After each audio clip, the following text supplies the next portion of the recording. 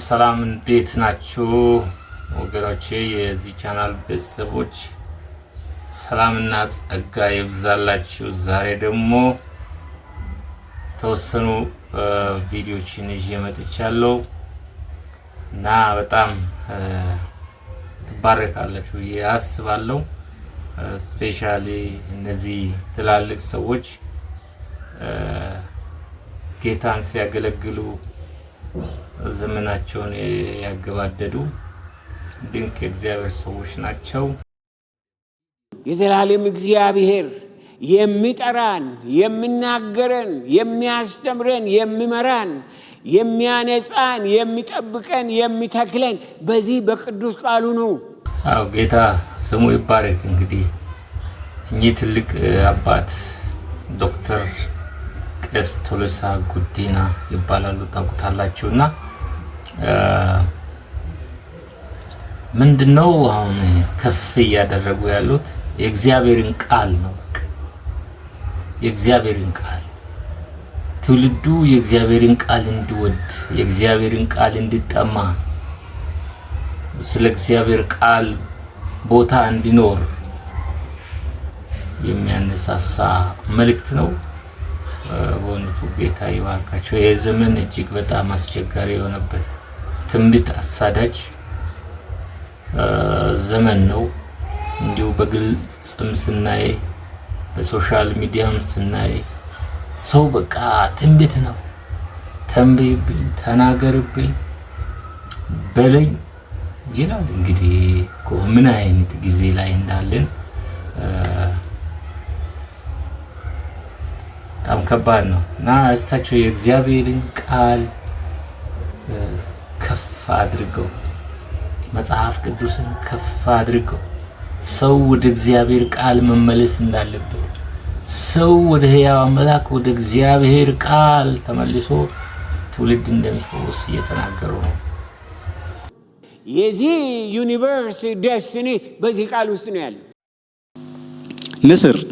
ንስር የማየት ችሎታው በጣም አስደናቂ ነው። የማየት ችሎታው ንስር በሶስት እሱ ከተቀመጠበት ዛፍ ላይ ሆኖ ወይም ተራራ ላይ ሆኖ 3 እስከ 4 ኪሎ ሜትር ድረስ 3 እስከ 4 ኪሎ ሜትር አይ ቲንክ 3 ኪሎ ሜትር በዚህ በሆሳና የማቀው ከአደባባዩ እስከ ቦቢቾ ድረስ ይመስለኛል። እና ካለበት ከተቀመጠበት ዛፍ ላይ ወይም ተራራ ጫፍ ላይ ሆኖ እስከ 4 ኪሎ ሜትር አርቆ የምትንቀሳቀስ በቅጠላ ቅጠል ውስጥ የምትንቀሳቀስ አይጥ ማየት ይችላል። በጣም የሚገርም እንስሳ ነው የማየት ችሎታው። ከማየት ችሎታው ሳልወጣ እንደዚህ ወደዚህ ፊቱን አድርጎ እስከ 340 ዲግሪ ድረስ አይኖቹ ይዘዋወራሉ። ፊቱን ሳያዞር እንዲህ እያለ አይኖቹ ብቻ እንደዚህ እያሉ እስከ 340 ፉል ሰርክል ስንት ነው? 360 አይደለም 20 ብቻ ነው የሚቀረው ማለት ነው።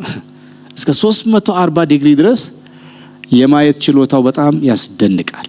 የንስር አይኖች ከአንጎሉ በመጠንም በክብደትም እንደሚበልጥ የሚታወቅ ሲሆን የማየት ችሎታው ደግሞ ከሰዎች የማየት ችሎታ በ8 ጊዜ ይበልጣል ይባላል። ከላይ ከሩቅ ከፍታ ላይ ሆኖ በባህር ጥልቅ ውስጥ ያለውን ትንሹን አሳ ያያል። እዚህ ጋር በጣም የሚገርም ነገር በጣም የሚገርም ስለ ንስር ተፈጥሮ ስናገር በጣም የሚገርም ነው።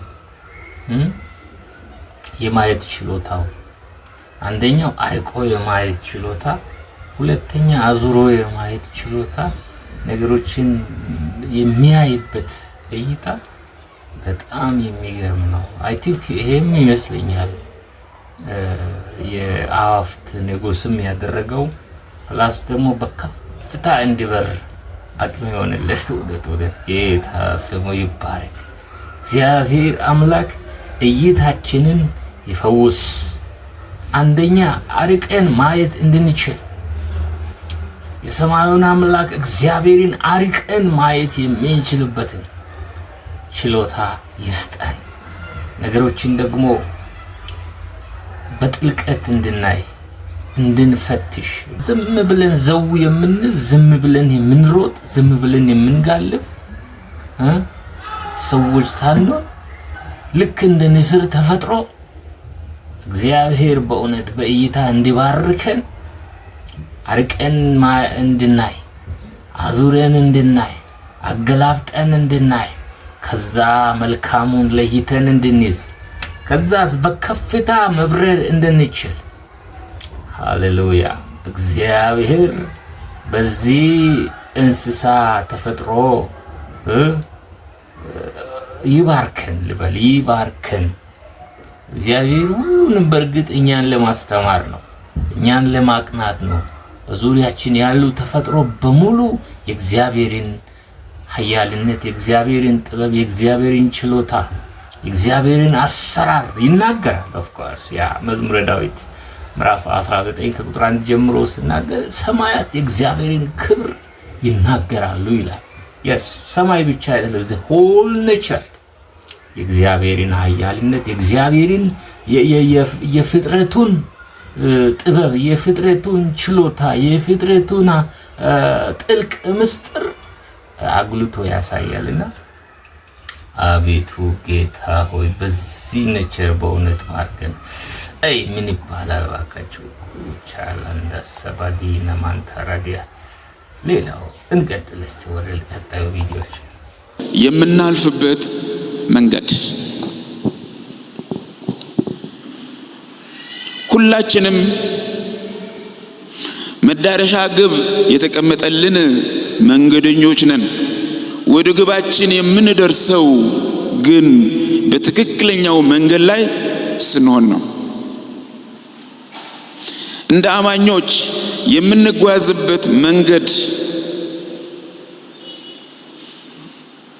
ምን ይመስላል እንደ መለኪያ የሚያገለግሉ ነገሮች አሉ መንገዳችን ምን እንደሚመስል የሚያሳዩ ከነዚህ መካከል ሶስቱን አብረን እንድንመለከት እፈልጋለሁ አንደኛው የምንጓዝበት መንገድ የምናልፍበት መንገድ ክርስቶስ ኢየሱስ ጌታችን ቀድሞ ያለፈበት መንገድ ነው የሚል ይሆናል አብረንም ደግሞ እንድንከበር አብረን መከራ ብንቀበል ከክርስቶስ ጋር አብረን ወራሾች ነን ይላል መግቢያው ላይ ያነበብነው ቃል አብረን ይላል ከክርስቶስ ጋር አብረን ነን ባለፈበት ያለፍን ነው ማለት ነው የምናልፍበት መንገድ እርሱ ራሱ ያለፈበት ነው የመስቀል መከራ እዚህ ጋር ሐሳብ ልስጥና ክርስትና ህይወት እንደ መንገድ ነው እንደ መንገደኛ የምንጓዝበት መንገድ ነው መዳረሻ አለው መንገዱ የራሱ ያካሄድ ስልትንም አግባብንም ይጠይቃል በዘፈቀደ የሚከድበት መንገድ አይደለም መዳረሻው ጋር ግቡ ጋር መድረስም የምንችለው በዚሁ በተፈቀደልን በተቀየሰልን መንገድ ስንጓዝ ነው የምል ሐሳብ ነው እንደገና ደግሞ በዚህ መንገድ ላይ እንድንጓዝ ጌታ መንገዱን ሲሰጠን እንዲሁ አይደለም መንገዱ ላይ ይለቀቀን መንገዱን ተጉዞ ተራምዶ ሰክሰስፉሊ የጨረሰውን ጌታችንን መድኃኒታችንን ኢየሱስ ክርስቶስን ከፊታችን አስቀምጦልናል እሱን እያየን በሱ አካሄድ በሱ መንገድ በሱ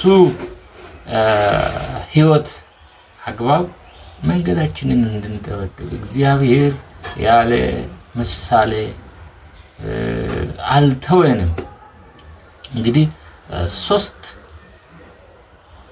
ምሳሌዎችን ወይም ሶስት ለኛ ተምሳሌት ሊሆኑ የሚችሉ ነገሮችን እግዚአብሔር አስቀምጧል ብለዋል የመጀመሪያው እንግዲህ ጌታ ኢየሱስ ክርስቶስ የመንገዳችን የጉዟችን ጀማሪና ፈጻሚ ኢየሱስ ክርስቶስ እንደሆነ ቃሉም ይነግረናል። እሳቸው ያስቀመጡት የመጀመሪያው እሱን ነው። ስንጓዝ እሱን በመምሰል እሱን በማየት እንድንጓዝ ነው በምሳሌነት የተቀመጠው። ቀጣዮችን አብረን የምናየው ይሆናል። ነገር ግን እዚህ ላይ እግዚአብሔር አምላክ ስንትና ስንት ተምሳሌቶችን እንዳስቀመጠ በኋላ ላይ ግን ይነግራቸዋል። በኋላ ላይ ለምን አላቸው። ማን ነው ያለው? ክርስቶስ ራሱ። እየቆዘሙ እያመነቱ ሲጓዙ ለነበሩት የኤማሁስ መንገደኞች ለምንላቸው እንደዚህ ያላቸው፣ ክርስቶስ ይሄን መከራ ይቀበል ዘንድና ወደ ክብሩ ይገባ ዘንድ ይገባው የለምን ብሏቸዋል። ይሄንን መከራ ከተቀበለ በኋላ ጌታ ኢየሱስ ክርስቶስ ወደ ክብሩ ተመልሶ ገብቷል። ለመስቀል ሞት እንኳን የታዘዘ ሆነ ይልና ሐዋርያ ጳውሎስ በዚህ ምክንያት እግዚአብሔር ያለ ልክ ከፍ ከፍ አደረገው ይላል። ዕብራውያን ላይ ሄደን ደግሞ አንድ ቃል ብንመለከት የዕብራውያን መልእክት ምዕራፍ 2 ቁጥር 9 እንደዚህ ይላል፣ ነገር ግን በእግዚአብሔር ጸጋ ስለ ሰው ሁሉ ሞትን ይቀምስ ዘንድ ከመላእክት ይልቅ በጥቂት አንሶ የነበረውን ኢየሱስን ከሞት መከራ የተነሳ የክብርና የምስጋናን ዘውድ ተጭኖ እናየዋለን ይላል። መከራን ከተቀበለ በኋላ ወደ ክብሩ የገባበት መንገድ ነው ጌታ ያለፈበት መንገድ።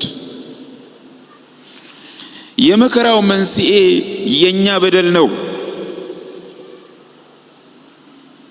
የእግዚአብሔር የአምላካችን ቃል እርሱ ስለመተላለፋችን ቆሰለ ይላል፣ ስለ በደላችንም ደቀቀ ይላል።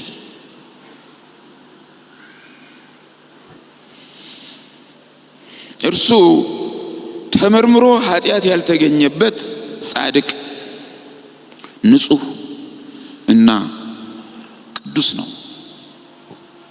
መከራ የተቀበለው በሌላ ምክንያት ሳይሆን በተገኘበት በደል ምክንያት ሳይሆን በእኔና በእናንተ በደል ምክንያት ነው። ስለ በደላችን ደቀቀ።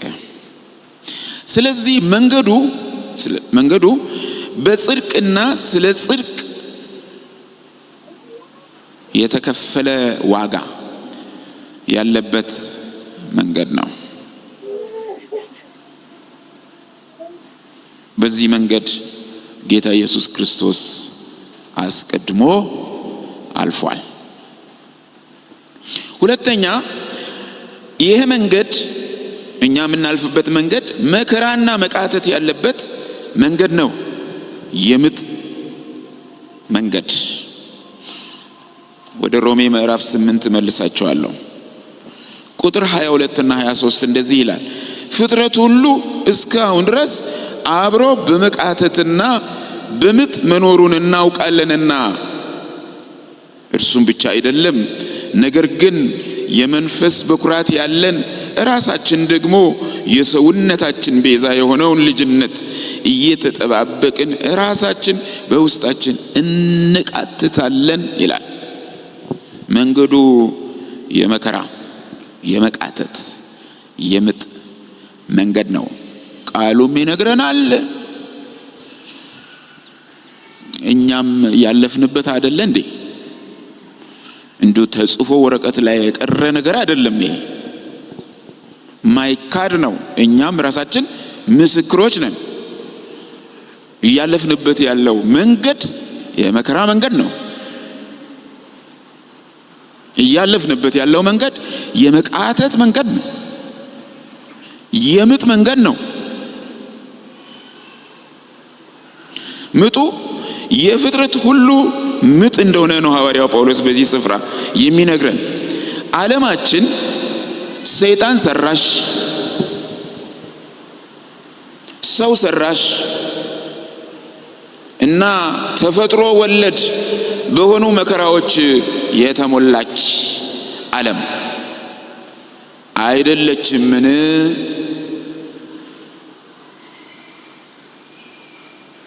እዚህ ላይ እንግዲህ ሁለተኛው በዚህ ምድር ስንኖር መንገዳችን መከራ ያለበት መንገድ እንደሆነ ነው። ስፔሻሊ የክርስትና ጉዞ የክርስትና መንገድ መከራ ያለበት ነው። መከራ ያለበት ነው። መከራን የሚሸሽ ትውልድ እግዚአብሔርን ቃል የሚርቅ፣ መከራ ስንል በደል ሰርተን ኃጢአት ሰርተን የምንቀምሰው ሳይሆን በጽድቅ ለመኖር በምናደርገው ትግል የሚገጥመንን መከራ ነው የሚያሳየው። አይ በጽድቅ ለመኖር ካልፈለግን ሜቢ የመከራው መጠን ሊቀንስ ይችላል፣ ግን የዘላለም መከራ አለ። እግዚአብሔር ከሱ ይጠብቃል። እንግዲህ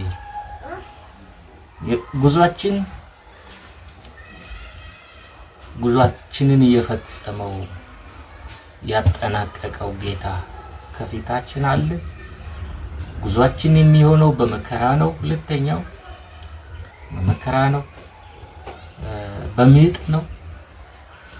በዚህ መከራም ደግሞ የሚያሳየው እንደው ጌታ እንደው ለመቅጣት እኛን ለመጫን ለማሰቃየት ሳይሆን ትክክለኛውን መንገድ የክርስቶስን መንገድ ማጠብጠብ እንድንችል ከመስመር እንዳንወጣ፣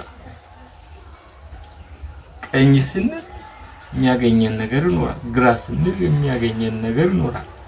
ከዚህ የተነሳ ወደፊት ክርስቶስን እያየን እንድናጠበጥብ እግዚአብሔር ራሱ ያዘጋጀው ነው እንጂ ሆን ብሎ እግዚአብሔር እኛን ለማሰቃየት ያመጣው አይደለም። ፓስተር ዘማሪ ተስፋዬ ጋብሶ እንደተናገሩት ዓለማችን ውስጥ ያለው የመከራ ምንጮቹ ሰይጣን ነው፣ እኛው ራሳችን እያሉ ተናግሯል። የስ የመከራ ምንጭ እስራኤል ያነስ ያጠፋ እስራኤል ከእግዚአብሔር መንገድ ሲወጣ እግዚአብሔር አሶርን እንደ በትር ይጠቀም ነበር። የስ ና ወገኖች፣ እግዚአብሔር አሶርን የሚጠቀመው ከአሶር ጋር ተስማምታችሁ የአሶርን ሕይወት ተለማመዱ በሚል ሳይሆን እነሱን ወደ ሕጉ ወደ ስርዓቱ ወደ እግዚአብሔር ወደ ራሱ ለመመለስ ለአሶርን እንደ በትር ተጠቅሞ አናታቸውን ይላል። መከራ ማለፊያችን እንጂ መኖሪያችን አይደለም።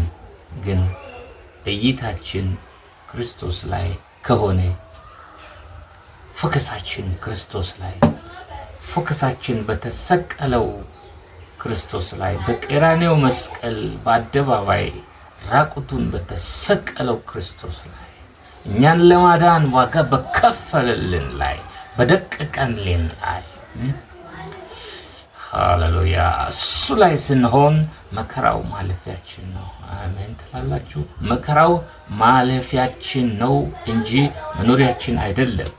ክብር ለጌታ ይሁን። ከዚህ የተነሳ መከራን እየሸሸን ክርስትናን ኮምፕሮማይዝ ማድረግ አንችልም። ደግሞ መከራንም የምንጠራ ሰዎች አይደለም። ይሄ የእግዚአብሔር አሰራሩ ነው። እግዚአብሔር የሰራው መካድም አንችልም፣ መሸሽም አንችልም፣ መቀየር መለወጥም አንችልም። እንደወረደ ከእግዚአብሔር እንቀበላለን። ለእግዚአብሔር ክብርም ደግሞ እንኖራለን። ክብር ለጌታ ይሁን። ኢየሱስ ጌታ ነው። እንቀጥልስ። በዓለም ሳላችሁ ነው ያለው።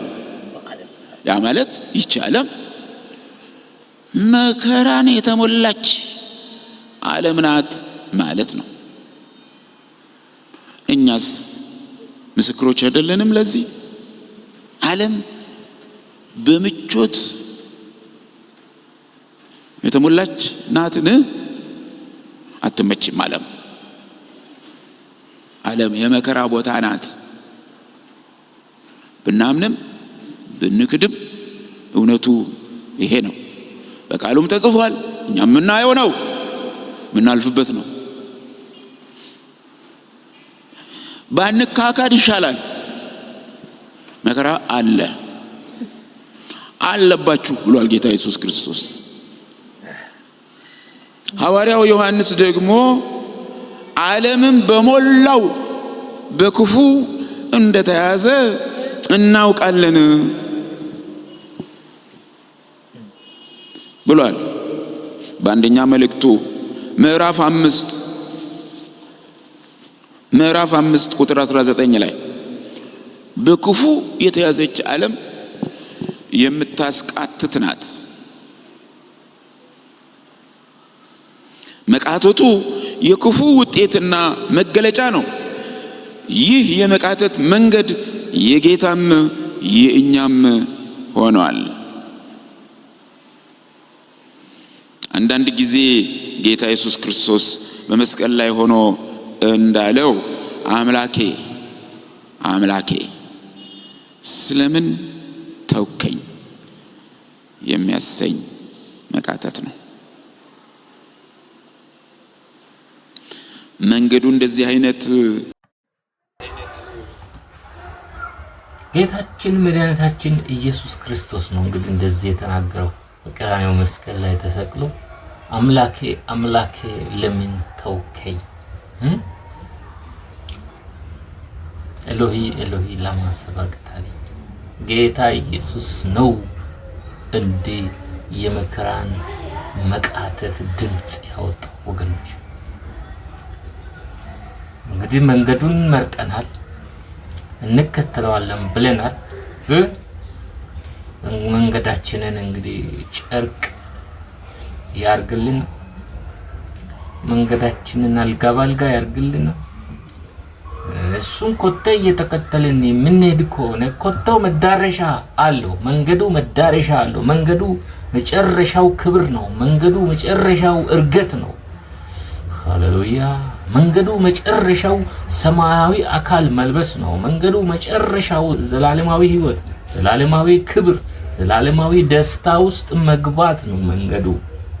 የት ግን መንገዱ ጠባብ ነው፣ መከራ ያዘለ ነው፣ ፈተና ያለበት ነው። እንግዲህ ፍትሐውራሪውን ኢየሱስ ክርስቶስን እንደዚህ ያስጮኸ ከሆነ አባቱ ከሱ ለቅጽበት እንኳን ተለይቶ አያውቅም። እንግዲህ ዮሐንስ ወንጌል ምዕራፍ 1 እስከ መጨረሻው 21 ስታነቡት እንዴት ጌታ ኢየሱስ ክርስቶስ ከአብ ጋር ተቆራኝቶ የምድርን አገልግሎት እንደፈጸመ ቃሉ ያሳያል። ለደቂቃ እንኳን አባቱ ትቶት አያውቅም። የትግል ሃሌሉያ። ይህንን የመስቀልን መከራ እንኳን ድል እንድነሳ እንዲያሸንፍ አቅም ጉልበት የሆነለት አባቱ፣ ኃይል ብርታት ተጨመረለት አባቱ፣ ድምፁ ዝም ያለበት የመሰለ ታይም ነበረው ጌታ ኢየሱስ ክርስቶስ። ለዚህ ነው አምላኬ ለምን ተውከኝ? ይሄ የኛን የዘላለምን መቃተት፣ የዘላለምን ስቃይ፣ የዘላለምን ጩኸት፣ የዘላለምን ሩታ ጌታ ኢየሱስ ክርስቶስ ከኛ ላይ ገንጥሎ ያስወገደበት ሞመንት ነው። ክብር ለኢየሱስ ይሁን። እንቀጥል። መንገዱ እንዲህ ምቾት የሚነሳ መንገድ ነው።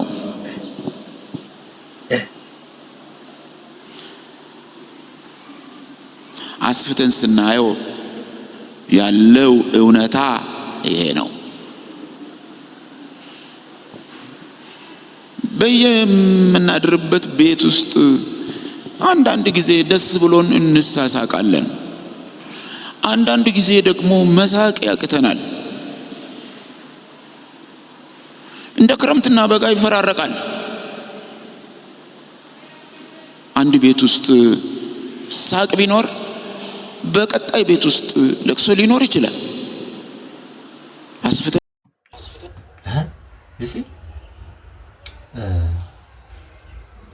የዚህ የህይወታችን መልኩ በጣም ይገርም።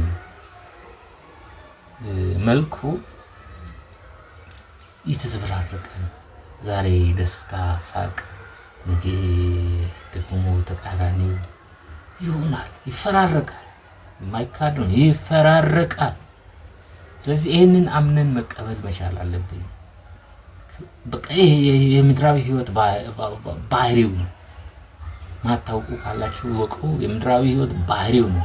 ይህንን አምነን ካልተቀበልን በዚህ ሁሉ በመከራውም በደስታውም ውስጥ በጽድቅና በቅድስና እግዚአብሔርን በመፍራት እግዚአብሔርን በመፈለግ እሱም መንገዱን በማጠፍጠፍ ለመከተል ካልወሰንን በስተቀር ግራ ቀኝ የሚያደርጉ ብዙ አቋማችንን የሚፈትሹ ነገሮች አሉ።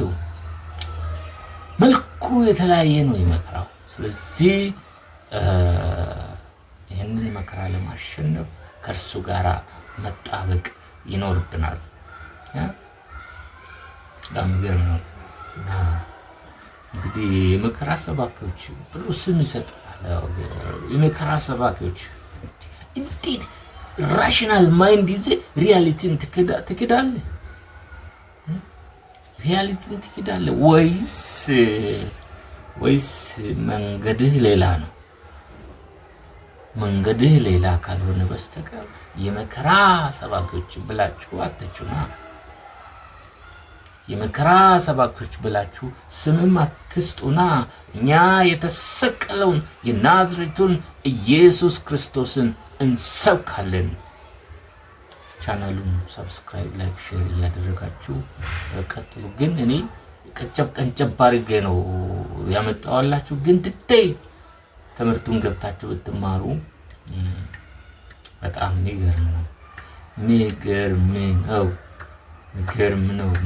ነው። ና ድል ገብታችሁ ተማሩት። እኔ ለዚህ ለዩቲዩብ ብዬ እየሰራሁት ግን እኔን እየሰራኝ እንደሆነ ገባኝ፣ ደስም አለኝ። ይህን ስራ እንድቀጥል እናንተ ደግሞ አበረታቱኝ። ሰብስክራይብ፣ ላይክ፣ ሼር፣ ኮሜንት እያደረጋችሁ አበረታቱኝ። ህይወትንም በዛው በቃ በእውነት እየሰራ ነው። ደስ ብሎኛል። እንቀጥል። እኛ ስለ ሳቅን መላው ዓለም እየሳቀ ነው ማለት አይደለም።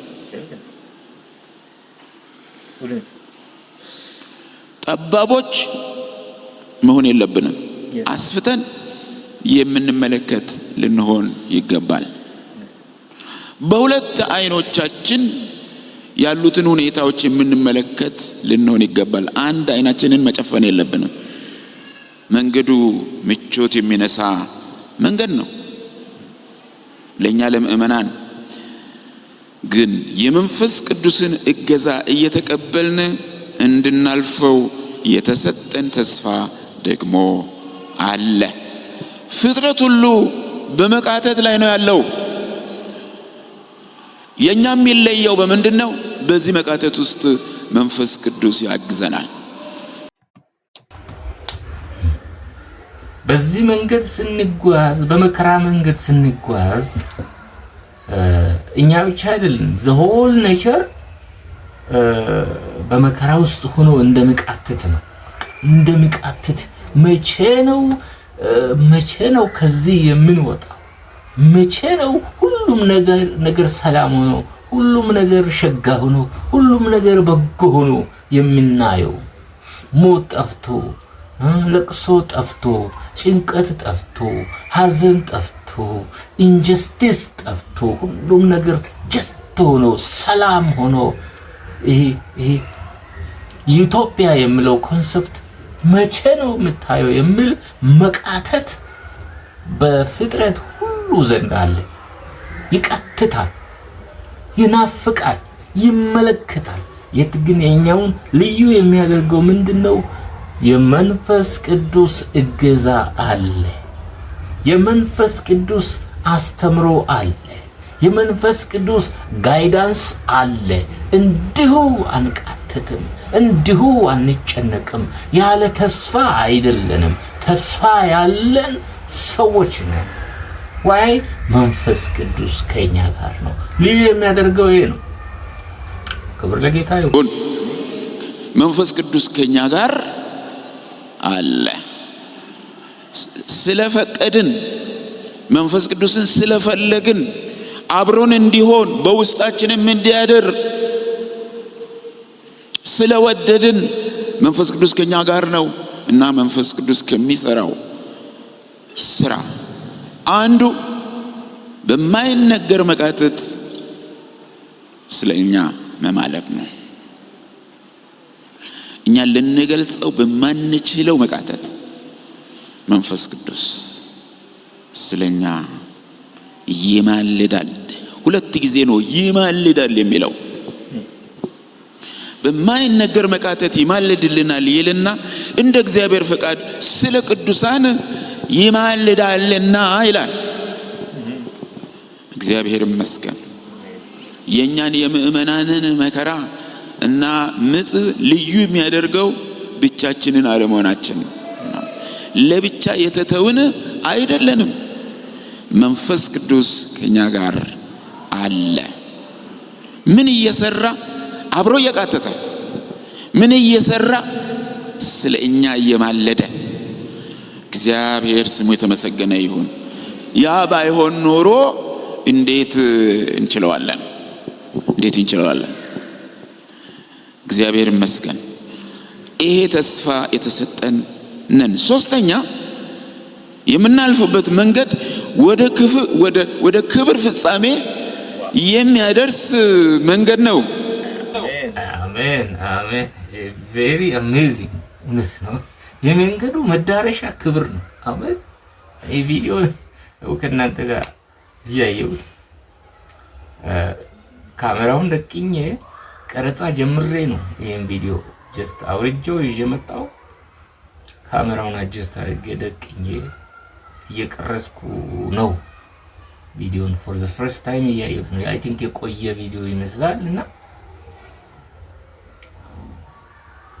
መንገዱ ሶስት አይነት ነው ብሎ ቅድም ተናግሯል። ሶስት አይነት መንገዱ ላይ የሚገጥሙን ነገሮች አሉ።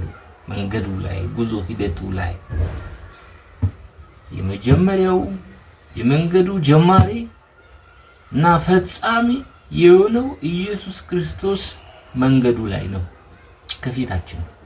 ክብር ለጌታ ይሁን። እንዲሁ አይደለም መንገድ ላይ እየተለቀቅ ነው። ኢየሱስ ራሱ መንገድ፣ እውነት፣ ሕይወት አይደለም። ሁለተኛው መንገዱ መከራ አዘል ነው ብሎ ነው። yes መንገዱ ሶስተኛው መንገዱ መዳረሻው ክብር ነው። ጌታ ይባረክ። መከራ ብቻ አይደለም ክብርም አለ። አብረንም ደግሞ እንድንከበር አብረን መከራ ብንቀበል ከክርስቶስ ጋር አብረን ወራሾች ነን ይላልና በመቀጠል ለእኛም ይገለጥ ዘንድ ያለው ካለው ክብር ጋር ቢመዛዘን የአሁን ዘመን ስቃይ ምንም እንዳይደለ አስባለሁ ይላል። ክብሩን አሻግሮ ሲመለከት በቃ ይሄማ ምን አለው ብሏል ማለት ነው ሐዋርያው ጳውሎስ። ይሄ የሐዋርያው ጳውሎስ ልማዱ ነው ማለት እንችላለን። አሻግሮ ከርቀት የተዘጋጀውን ክብር ማየት። አያችሁ ቅድም ፓስተር ታምራት ኃይሌ እንደተናገረው የንስር ኔቸር አልቆ ያያል፣ አሻግሮ ያያል። 3 እና 4 ኪሎ ሜትር ዘልቆ የሆነ ትንሽ እንስሳ የምናጠቀው ያያል፣ የማየት አቅም አለ። እና ክርስቲያን እንደዚህ ነው ማየት ያለበት። መከራውን ሳይሆን መከራ ውስጥ መስጠምን ሳይሆን መከራ ውስጥ መጥፋትን ሳይሆን ከመከራ ባሻገር ክብር ማየት መቻል አለበት። ከመከራ ባሻገር የትንሣኤ አካልን ማየት መቻል አለበት። ከመከራ ባሻገር ከከበረው ከኢየሱስ ክርስቶስ ጋር መኖርን ማየት መቻል አለበት። መከራን መኖሪያ አድርጎ መከራን መጥፊያ አድርጎ ሳይሆን እንደ ንስር አሻግሮ አርቆ ክብርን ማየት ነው። ያ ካልሆነ እንግዲህ ያንን ክብር እዚሁ እየመነዘርን መከራ ውስጥ እንጠፋለን፣ ምድር ላይ እንጠፋለን። ያን ክብር ይሄ ኦፖርቹኒቲ ኮስት የሚባል ነገር አለ።